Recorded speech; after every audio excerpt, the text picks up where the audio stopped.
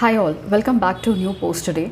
And today, a very big day for the exports and imports in the country. A new foreign trade policy has been pronounced by our Commerce Minister Piyush Goyal. So let's have a quick review of the core points that you need to remember so that you better understand the policy as and when the guidelines are totally announced. So let's start off with the foreign trade policy. What is actually the foreign trade policy and who implements the foreign trade policy?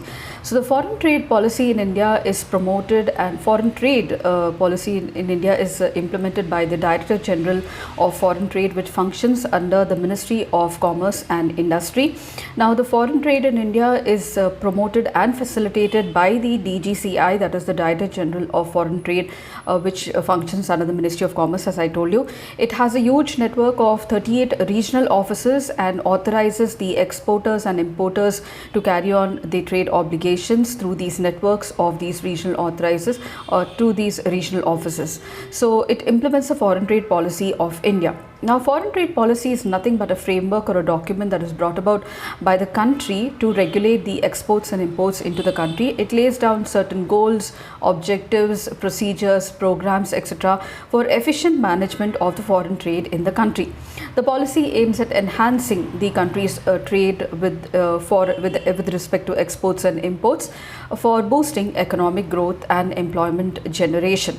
So it boosts the growth of various industries through the exports and also deals with shortages whatever it has through imports. So basically the foreign trade policy deals with the exports and imports of the country.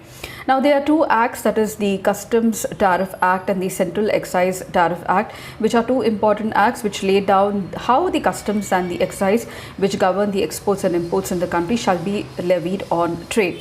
So the government recently has now replaced the old foreign trade policy, which was from 2015 to 20, with a new foreign trade policy which is 2023 up to 2028. However, there is no fixed timeline for this policy, and you will see how. So it seeks to boost the country's exports and imports, and especially the export with respect to a goal of $2 trillion by 2030. So the previous policy had a goal of $900 billion by 2020, and this year with the statistics that are released by the Ministry of Commerce, we have achieved almost 760 billion exports, the goal with regard to the whole policy. So very near to $900 billion by 2020.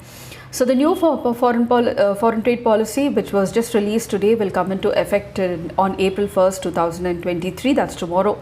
And the last 5-year policy came into being in April 2015. Now the last policy was to expire in 2020, but it was extended several times in the wake of coronavirus outbreak and also subsequent disruptions because of the Russia-Ukraine war, etc. So the last extension for this policy was given in September 2022, and in September 2022 it was decided that it will be applicable up to March 31st, 2023. So let's look at some of the core features that you need to remember so that you get into the idea of the further guidelines that are released by the Ministry of Commerce and Industry. Now, number one, unlike the practice of announcing a 5-year foreign trade policy, the previous one was from 15 to 2020, the latest policy has no end date and will be updated as and when the need arises, and this was confirmed by the Director General of Foreign Trade on themselves. So the reason for this policy having no end date was that because of the highly dynamic nature of the global markets that require quick policy responses, and hence the new foreign trade policy does not come with a 5-year expiry date and may be extended beyond the 5-year date as well. Number two, beside merchandise exports, imports, and along with service exports and imports, the foreign trade policy of 2023 will focus on new sectors like the e-commerce, providing all the benefits of exports through e-commerce as well. So the foreign trade policy benefits have been extended to the new the area of e-commerce exports, and which are expected to grow at about $200 to $300 billion by 2030. The value limit for the exports through courier service now, so the exports that are done through courier has been increased from mere 5 lakh to a whopping 10 lakh per consignment. And number 4 is that the new foreign trade policy also seeks to make the Indian rupee the global currency and allow international trade settlement in the domestic currency. So slowly many countries along with India want to do away with the trade in dollar and use their own currency for settlement. Number 5, the policy seeks a wider participation of the states and districts in promoting exports from the grassroots. So one district, one product is already in vogue now with the government, and also recently with regard to railway stations, every railway station is being touted to export the particular product of that very district or area. Number 5 is that the policy seeks a wider participation from the states and district in promoting exports from the grassroots, and this is going to be a very, very big boost to one district, one product. Number 6, is the policy streamlines the special chemicals, organisms, materials, equipment, technologies, SCOMET at one place for ease of understanding. Now, SCOMET is a policy which emphasizes that India's export control is in line with its commitments with various export control regimes, and the focus is on simplifying the policies with regard to export of dual use high-end technologies like the unmanned aerial vehicles, drones, cryogenic tanks, certain chemicals, etc.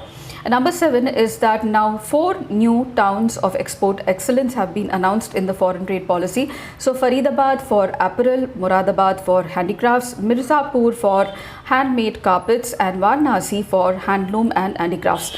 So these are in addition to the already announced 39 towns of export excellence, and the facility will help in global recognition of these towns of excellence.